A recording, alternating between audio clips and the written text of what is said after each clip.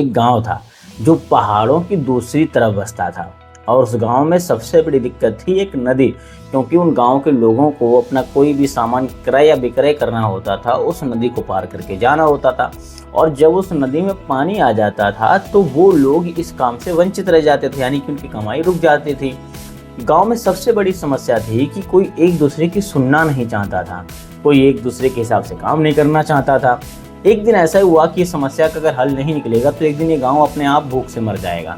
तो जो गांव के बड़े बुजुर्ग लोग थे उन्होंने एक सभा बिठाई, और उस सभा में बात हुआ कि क्यों ना हम सभी लोग मिलकर उस नदी पर एक पुल बना देते हैं, जिससे कि हमारे आने जाने का जो रास्ता है वो आसान हो जाएगा और हम सभी लोग अपना व्यापार कर पाएंगे, जिससे कि चार पैसे आएंगे और हमारा परिवार अच्छे से चल पाएगा। बड़े सारे लोग जो थे वो इस चीज़ से सहमत नहीं हुए।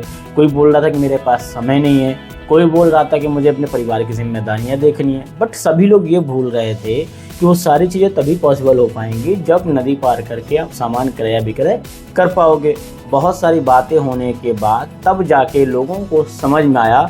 लोगों ने बोला चलो ठीक है। अब सभी की क्षमता एक जैसी तो थी नहीं, तो क्या किया, जो वहाँ के मुखिया थे उन्होंने सभी को उनकी क्षमता के हिसाब से काम दे दिया। जो लेडीज़ थीं यानी कि जो औरतें थीं वो खाना वाना बनाती थीं, और बाकी मर्द जो थे वो सारे काम करते थे।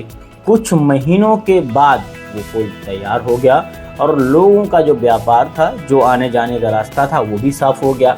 अब लोग पहले से ज़्यादा सक्षम थे, पहले से ज़्यादा पैसे वाले थे, और पहले से ज़्यादा उनका परिवार अच्छे से खुशी से रह रहा था।